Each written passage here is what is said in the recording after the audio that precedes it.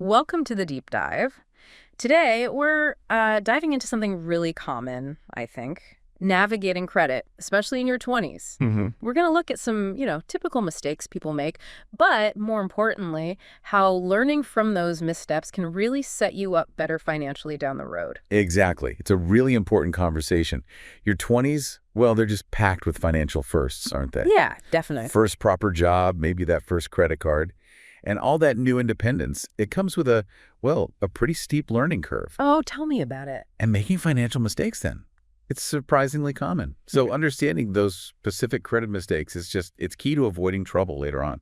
It really is. Thinking back, gosh, one thing I just didn't get was how credit cards actually work. It almost felt like, this available pot of extra cash. Right, like free money. Exactly. Yeah. Not something I was borrowing and, crucially, would have to pay back with interest. I vividly remember maxing one out. Yeah, with no real plan for paying it off quickly. And the anxiety and real regret when those bills started rolling in, seeing how much interest piled up, it was pretty intense. That feeling, that idea of it being extra money, so many people go through that. There's a psychological thing there, isn't there? Mm-hmm. The instant buzz of buying something feels way more real than the, future pain of paying it back. Totally. And another really common one is, well, just missing payments. Simple as that sometimes. Yeah, just forgetting. Right. You're juggling maybe multiple bills for the first time. Perhaps you haven't got those organizational habits down yet. Or you're just disorganized like me back then. Well, yeah. And those due dates, they can just slip by. Mm. And that moment you realize, you see that late payment notice. Mm. And you know what's going on in your credit report. Mm. It's stressful.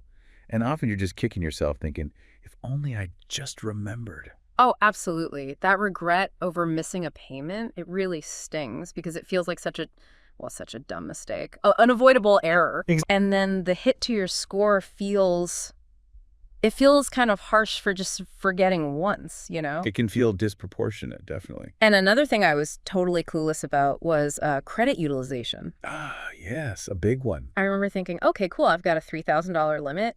So using like $2,500, that's fine, right? Yeah, common misconception. I just didn't get that using, 80 or 90% of your available credit makes you look risky to lenders and that it pulls your score down a lot. Precisely. It signals potential financial stress. It was definitely frustrating later on, applying for stuff, maybe a slightly bigger limit or even just a better credit card, and my score wasn't nearly what I thought it should be. And that frustration, it often comes from just not understanding the mechanics, right? How scores are calculated, what factors really matter, like utilization. Yeah. Another major pitfall that often crops up in your 20s Yeah. is co-signing. Oof. Yeah. Co-signing. It usually comes from a good place, Mm-hmm. wanting to help out a friend, maybe family. But people often don't grasp the full responsibility they're taking on. It's huge. You're basically saying, I'll pay if they don't. Exactly. And if the main borrower, the person you helped, starts missing payments or defaults, it's the co-signer's credit that takes a massive hit. Devastating. And sadly, it doesn't just cause financial problems. It can really strain or even break relationships. Deep financial regret often follows that situation. It's such a tricky one, co-signing, because it involves trust, right? You're trusting that person. Yeah, absolutely. But if that trust gets broken, financially speaking, the consequences for you, the co-signer, are severe. It's a really painful lesson about how linked our finances can be. It really is. So, okay, people make these mistakes. Missing payments, high utilization, maybe a bad co-signing experience. What usually makes someone change? What's the turning point, typically? Often, it's when those past mistakes create a real tangible barrier. Like you said, maybe getting turned down flat for an apartment rental.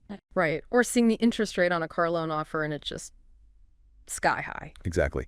Or perhaps they start thinking seriously about bigger goals, like buying a house someday. Mm-hmm. And then they pull their credit report, maybe talk to a lender, and realize their score is a major roadblock to getting a decent mortgage rate or getting one at all. That's the wake-up call. That's often it. That point where the regret over past actions turns into this powerful motivator. It pushes you to finally get serious about fixing things and building better habits. Yeah, that moment of hitting a wall, it can be really sobering. But you're right, it can be the spark needed to actually change things for the better. So looking back at all these common stumbles, What are the big lessons, the key takeaways we should really internalize from those 20s credit experiences? Well, I think it boils down to two main things, really. Awareness and discipline. Okay. You start to truly get that credit isn't just free money lying around. It's a tool, a financial instrument you have to actively manage and manage wisely. Right. It needs respect. It really does. You learn how crucial it is to understand the basics, like interest rates, how they work, how they accumulate, and like we talked about, credit utilization. Yeah, keeping that percentage low. Exactly. Ideally, you want to keep it below 30% of your limit. Mhm. Even better, under 10%. That signals real responsibility to lenders. Okay, under 10% is the gold standard. It's a great target. And maybe the biggest lesson, paying your bills on time isn't like optional if you want good credit. It's absolutely non-negotiable. It's the foundation. The bedrock of That's it. it. The real growth happens when you shift from maybe financial immaturity to actually taking ownership, taking responsible control. So, thinking about our listeners, maybe some are in their 20s right now, trying to avoid these pitfalls, or maybe others are older, but they recognize some of these mistakes from their own past. What practical, actionable things can they do right now to build good credit or maybe start repairing some damage? Okay, great question.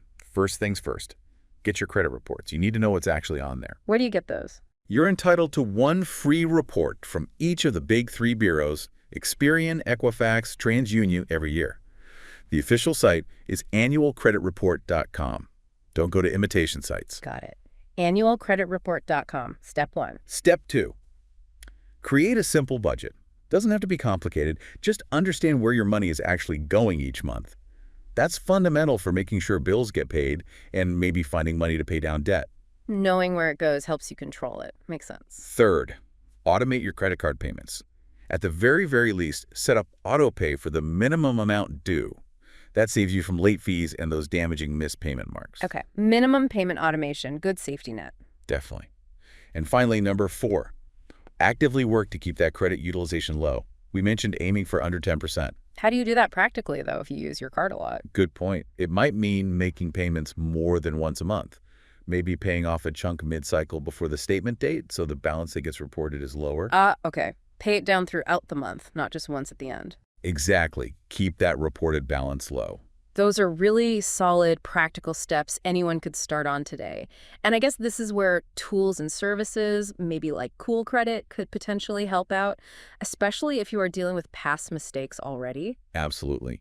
If you look at your credit report and see negative stuff from the past, late payments, collections, whatever platforms like Cool Credit often have, AI tools these days. What do the AI tools do? They can help scan your report for potential errors or inaccuracies, things that maybe shouldn't be there or are reported incorrectly.